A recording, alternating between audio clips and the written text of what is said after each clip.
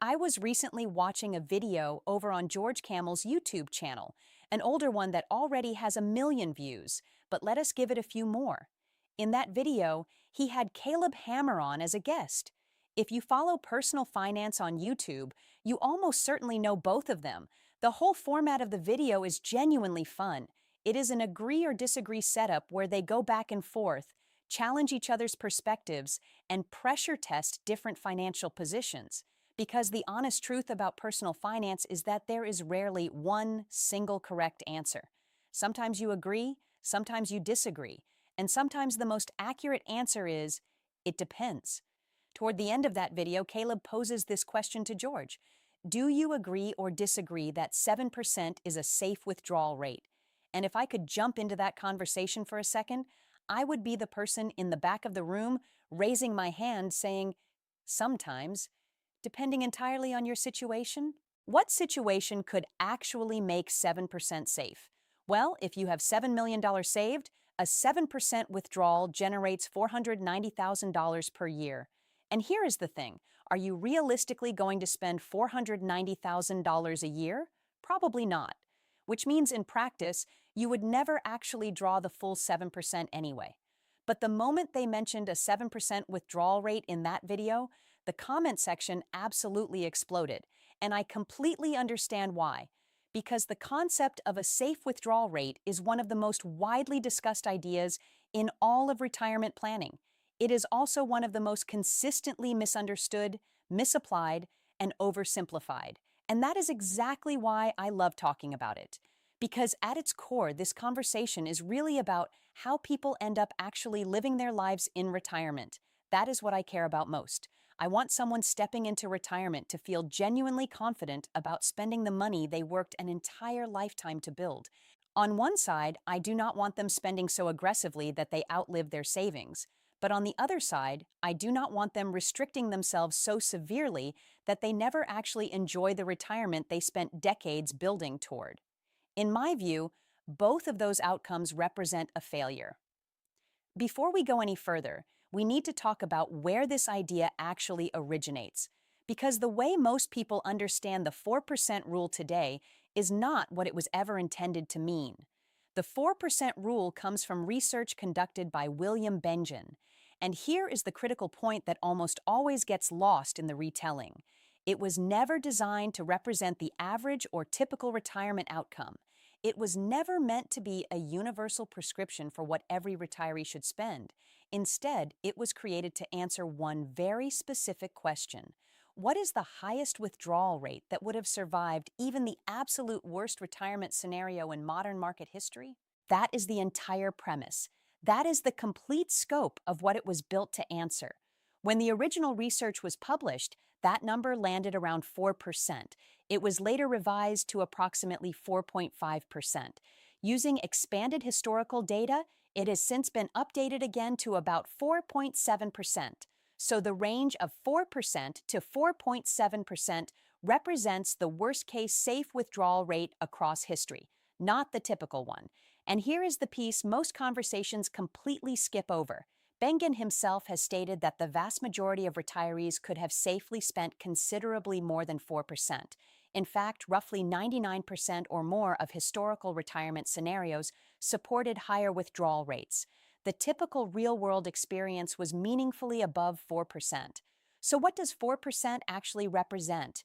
It represents one very specific retiree, someone who retired into the single worst market sequence in modern history. Think the late 1960s or early 1970s. Markets crashed, inflation surged. Real returns were brutal for an extended stretch, and this hypothetical retiree took their full inflation-adjusted withdrawal every single year for 30 years straight without ever adjusting their spending. No flexibility, no guardrails, just rigid mechanical withdrawals through the most damaging sequence we have ever seen. That is what 4% was built to survive. So when someone says you should simply take 4%, that is not really what the research concluded. What the research actually said was, if you had retired into the single worst market environment in modern history and never adjusted your behavior once, this is the rate that would have kept you afloat. That is a very different statement from saying 4% is what you should spend. If 4% represents the absolute worst case, what about everything in between? What about the retiree who did not retire at the worst possible moment, but also did not retire at the perfect moment? Let us zoom out and look at the broader distribution of historical outcomes. Across 30-year rolling retirement periods, the typical or median LICAS experience was substantially higher than 4%. Most historical retirements supported something closer to 6% to 7%, and in certain cases, particularly those that began right before a major bull market, portfolios were able to sustain double-digit withdrawal rates across the full 30 years. Now, to be absolutely clear about what this means, when we say the typical experience supported 6% to 7%, we are not saying those rates are universally safe or that everyone should spend at that level. That is emphatically not the takeaway. What we are saying is this: if you look across the full distribution of all historical 30-year retirement periods, most retirees did not experience a worst-case retirement, and most retirees could have safely drawn more than 4% without running out of money. So now we have a rough spectrum to work with. On one end, approximately 4%, the rate that survived the absolute worst case. In the middle, roughly 6% to 7%, what a typical historical retirement could have supported. And at the higher end, even more in strongly favorable market environments. The natural question then becomes, where on that spectrum might I actually fall? Let me bring this to life with some real historical examples, because the numbers become far more meaningful when you see the actual periods they reflect. The elite cohorts, 1922 to 1952, 1923 to 1953, 1924 to 1954. These were exceptionally strong periods for long-term investors. Sustainable withdrawal rates for retirees in these windows ranged from approximately 9% to 11%. Why? Because the portfolio captured enormous early gains, built a substantial cushion, and was able to absorb later downturns from a position of strength. A solid middle-of-the-road example, 1995 through 2025. This retirement captured massive gains in the late 1990s, then navigated the dot-com crash and recovery, followed by a strong decade in the 2010s. Sustainable withdrawal rates for this period landed around 6% to 7%. Not perfect timing, this retiree experienced both booms and crashes, but the portfolio could have comfortably supported withdrawals well above 4%. A stronger scenario, 1982 through 2012. This was the beginning of one of the greatest bull markets in American history. Falling interest rates and strong equity returns compounded for decades. Sustainable withdrawal rates for this period were approximately 8% to 9%. This is the retiree who probably looks back and wonders why everyone says retirement planning is so difficult, because for them, the market essentially did the heavy lifting. Another strong period, 1975 through 2005. This retiree entered right after a major downturn and then rode the extraordinary bull market of the 1980s and 1990s. Sustainable withdrawal rates for this window ranged from about 7% to 8%, fully inflation-adjusted year after year without exhausting the portfolio over 30 years. Now let us shift the start date by just 2 years, because this is where it gets genuinely striking. Same retiree, same $1 million portfolio, but instead of retiring in 1975, they retired in 1973. What happened immediately after that retirement date? An extreme bear market. Stocks dropped roughly 45%. High inflation through most of the 1970s. Weak real returns for much of the decade. This is the textbook definition of sequence of returns risk. Markets fall sharply right when you begin drawing down, and inflation forces your withdrawals higher every single year. Safe withdrawal rates for this period, approximately 4% to 4.2%, firmly in worst-case territory. Now look at the real-world income impact.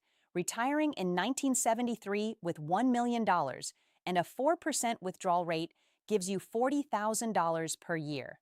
Retiring in 1975 with the same $1 million and a 7% withdrawal rate gives you $70,000 per year. That is nearly double the annual income. from the same portfolio. The only variable was the timing of retirement. What all of these examples demonstrate together is this: the market you retire into matters enormously, and it also reveals precisely what the 4% rule was designed for. It was built for 1973, not for 1975. The problem, of course, is that you do not get to choose which market you retire into. We do know what conditions tend to support those higher withdrawal rate environments. The same factors appear consistently across history. First, strong early returns. If your portfolio grows meaningfully before withdrawals have any significant chance to erode it, you build a cushion that provides substantial protection for the decades ahead. Second, no front-loaded inflation. If you are not forced to aggressively ramp up your withdrawal amounts in the early years of retirement, the compounding effect of those higher draws is avoided. When those two conditions align, that is when sustainable withdrawal rates of 6%, 7%, 8%, or higher tend to emerge. The catch, as always, is that we only know this after the fact. The market sequence unfolds in real time, and you are living through it without knowing in advance how it ends. This uncertainty is precisely why so many people anchor so firmly to 4%. It has survived the absolute worst. It feels like a defensible floor. And honestly, I understand that instinct, but I do not think we have to live there permanently. So, what should you actually do? I am not telling you everyone should withdraw 4%, but I am also not telling you everyone should withdraw 7%. The real question is, what makes sense for your specific situation?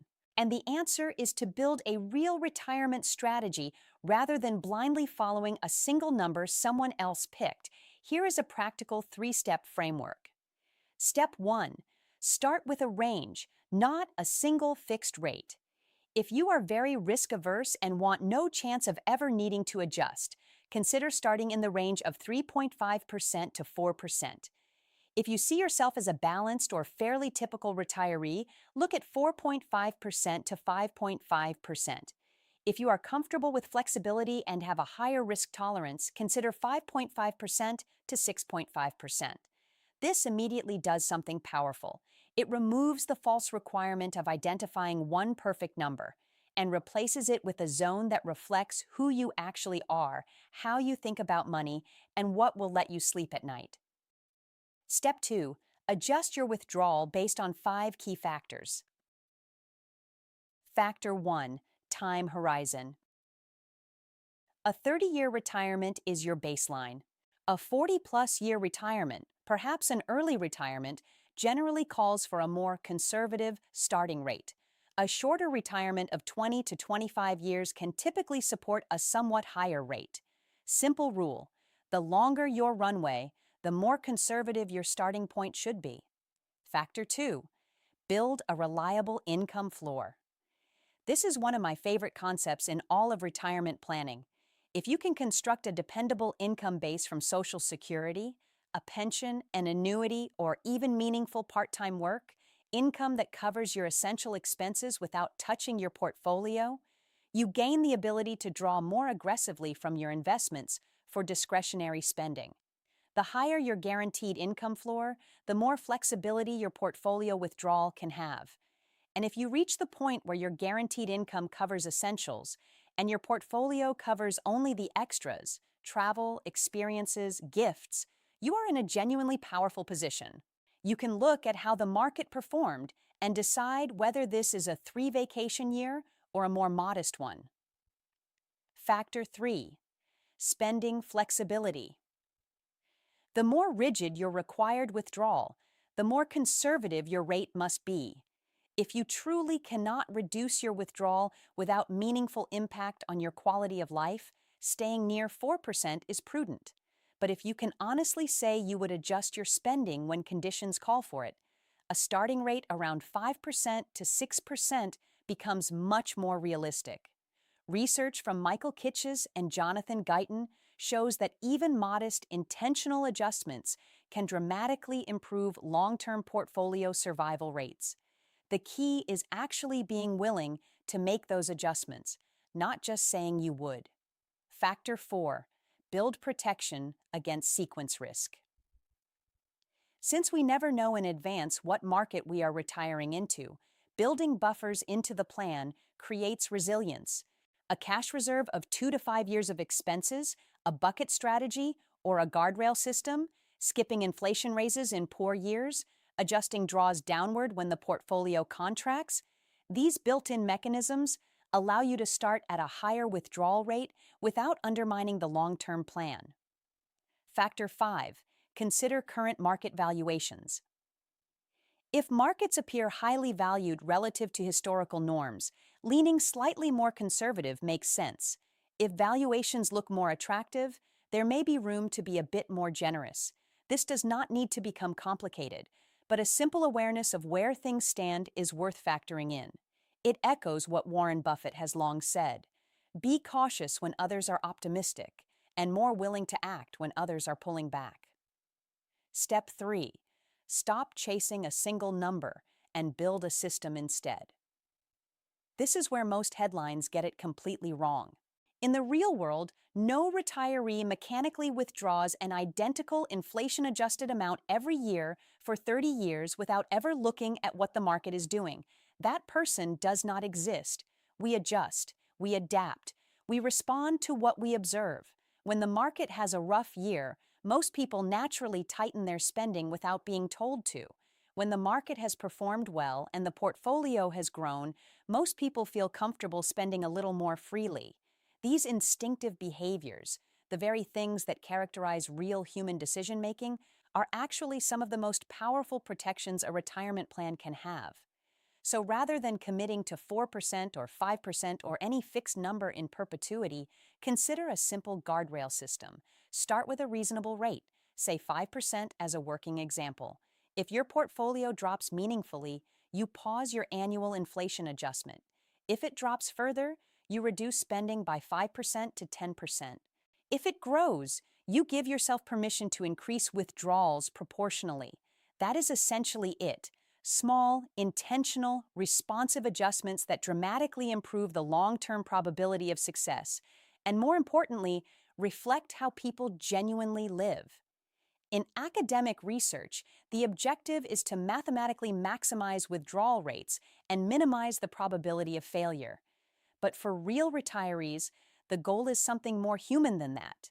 The goal is to create a retirement you can actually live comfortably inside, where you feel genuinely confident spending what you have built, where you are not constantly afraid of running out of money, but also where you are not restricting yourself so tightly that you miss the experiences and moments that retirement was always supposed to be about. So when someone asks whether 7% is a safe withdrawal rate, the answer is not a flat yes, and it is not a flat no. The answer depends on how you manage it, what buffers you have in place, what other income sources you are drawing from, and how willing you genuinely are to adjust when conditions require it. Retirement is not about finding the one perfect number. It is about building a plan that can adapt, respond, and grow with you through whatever sequence of markets, inflation, and life events unfolds. And if you take one thing away from this entire conversation, do not anchor yourself rigidly to a single withdrawal rate. The retirees who navigate this most successfully are the ones who maintain the flexibility and the awareness to adjust as they go. What are your thoughts on safe withdrawal rates? Would you ever seriously consider drawing 7% from your portfolio under the right conditions? I would genuinely love to hear your perspective. Drop it in the comments below. New videos every single week. If this one gave you something useful, please give it a like.